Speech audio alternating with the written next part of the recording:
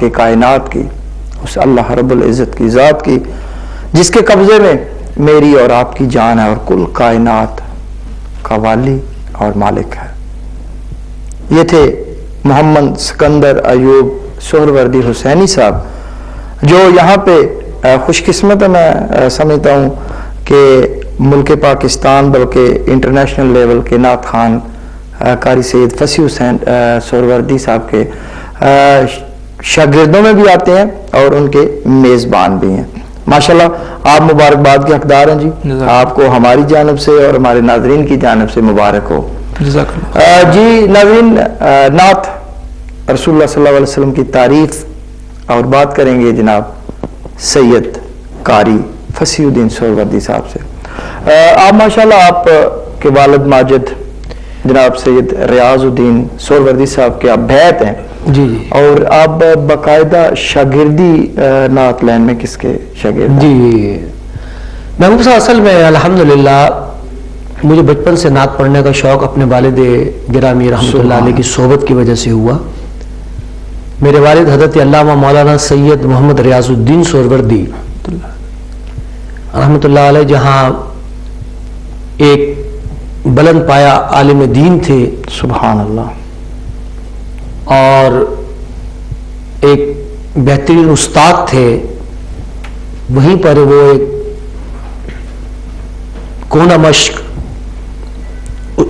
نعت گو شاعر اور انتہائی خوش الحان نعت خوان تھے۔ واہ ماشاءاللہ، سبحان اللہ۔ اور ان کی جو نعت خوانی کی تاریخ ہے وہ امرتسر سے شروع ہوتی ہے، امرتسر سے لاہور، لاہور سے کراچی، اور کراچی میں ان کا وصال ہوا سن 2001 میں، اور کراچی ہی میں ان کا مزار اقدس ہے۔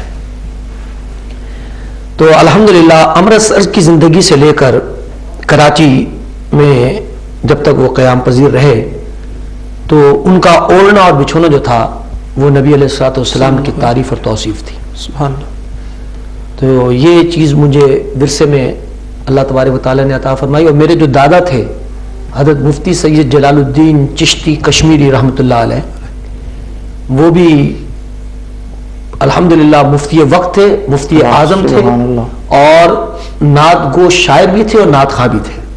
تو آپ یہ سمجھیے کہ یہ دادا سے پوتے تک یہ سلسلہ الحمدللہ، اللہ کی مہربانی سے آگے میرا بیٹا سید زین العابدین سہروردی ماشاءاللہ وہ بھی نعت خوان ہے اور نعت گو شاعر بھی ہے۔ واہ، اچھا قاری صاحب، جیسا کہ آپ کی جھلک جو ہے وہ آپ کے شاگرد میں بڑی واضح دکھائی دیتی ہے، اور اس میں کوئی شک نہیں ہے کہ وہ آپ کے مکمل جو آپ کا لب و لہجہ ہے وہ حاصل کرنے میں کامیاب ہوتے نظر آ رہے ہیں۔ آپ کا جو لب و لہجہ وہ آپ کے والد ماجد یا دادا نہیں ہے، میں یہ کہوں گا کہ میں اپنے والد صاحب کی میں آپ کو ایک بات سنانا چاہتا ہوں۔ جی ضرور۔ کہ ایک دفعہ میں اپنے والد صاحب کے ساتھ لاہور سے سیالکوٹ جا رہا تھا، اس زمانے میں سفر کی اتنی سہولتیں میسر نہیں تھیں، بس میں ہی سفر کر رہے تھے ہم۔ تو میرے والد صاحب قبلہ رحمۃ اللہ علیہ کی مجھے ایک نصیحت تھی کہ بیٹا اپنی شناخت آپ نے الگ بنانی ہے، ضرور مجھ سے تربیت حاصل کرنی ہے، مجھ سے سیکھنا ہے، سبحان، لیکن آپ کی شناخت اپنی ہو۔ واہ، تو الحمدللہ میرا اسٹائل اپنا ہے، واہ ماشاءاللہ، لیکن یہ میرے والد صاحب کی تربیت کا نتیجہ ہے، میں یہ نہیں کہوں گا۔ سبحان اللہ۔ انہوں نے چونکہ مجھے کہا کہ اپنی الگ شناخت بنانی ہے، تو میں نے اس شناخت کو قائم رکھتے ہوئے نعت خوانی کو الحمدللہ قائم رکھا ہوا ہے، اور کہیں کہیں والد صاحب قبلہ کی جھلک نظر آتی ہے اس میں، لیکن میرا اپنا ایک اسٹائل ہے۔ جی قاری صاحب، آپ کے ساتھ باتیں تو بہت ساری ہوں گی، ابھی ہونی بھی ہے، ہمارے ناظرین بھی کریں گے، لیکن حضور سرور کونین کے دربار میں ایک حاضری ہو جائے۔ ہاں، میں آپ کو ایک ایسی ناشری سنانا چاہتا ہوں کہ جو الحمدللہ ابھی پاکستان آنے سے قبل میرا خیال ہے کہ شاید ہی کوئی چینل بچا ہو جس پہ میں نے اس کو ریکارڈ نہیں کرایا۔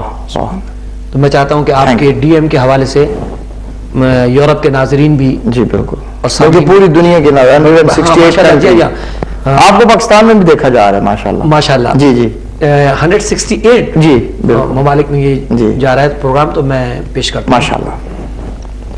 پایا